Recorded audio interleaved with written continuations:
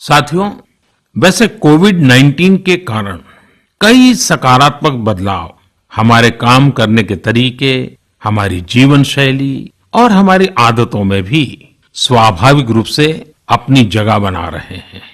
आपने सबने भी महसूस किया होगा, इस संकट ने कैसे अलग-अलग विषयों पर हमारी समझ और हमारी चेतना को जागृत किया है, जो असर हमें अपने आसपास देखने को मिल रहे हैं। इनमें सबसे पहला है मास्क पहनना और अपने चेहरे को ढककर रखना। कोरोना की वजह से बदलती हुई हालात में मास्क भी हमारे जीवन का हिस्सा बन रहा है।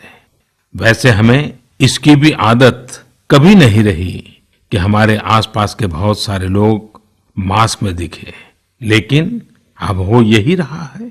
हाँ, इसका ये मतलब नहीं है कि जो मास्क लगाते हैं वे सभी बीमार हैं। और जब मैं मास्क की बात करता हूं तो मुझे एक पुरानी बात याद आती है। आप सबको भी याद होगा, एक जमाना था कि हमारे देश के कई ऐसे इलाके ऐसे होते थे कि वहां अगर कोई नागरिक फल खरीदता हुआ दिखता था तो आस पड़ोस के लोग उसको जरूर पूछते थे, क्या घर में कोई बीमार है? यानी फल मतलब बीमारी में ही खाया जाता है, ऐसी एक धारणा बनी हुई थी। हालांकि समय बदला और ये धारणा भी बदली। वैसे ही मास्क को लेकर भी धारणा अब बदलने वाली ही है। आप देखिएगा, मास्क अब सभ्य समाज का प्रतीक बन जाएगा। अगर बीमारी से खुद को बचना है और दूसरों को भी बचाना है तो आपको मास्क लगाना पड़ेगा। और मेरा तो सिंपल सुझाव रहता है, गमछा मुंह ढकना है।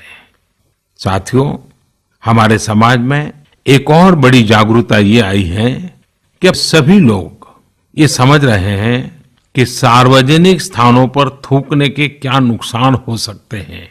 यहां वहां कहीं पर भी थूक देना गलत आदतों का हिस्सा बना हुआ था।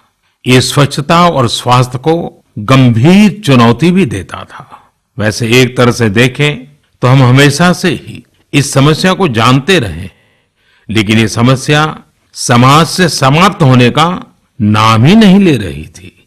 अब वो समय आ गया है कि इस बुरी आदत को हमेशा हमेशा के लिए खत्म कर दिया जाए। कहते भी हैं कि बेटर लेट देन नेवर। तो देर भले हो गई हो, लेकिन अब ये थूकने की आदत छोड़ देनी चाहिए। ये बातें जहां बेसिक हाइजीन का स्तर बढ़ाएंगी, वहीं कोरोना संक्रमण को फैलने से रोकने में भी मदद करेगी।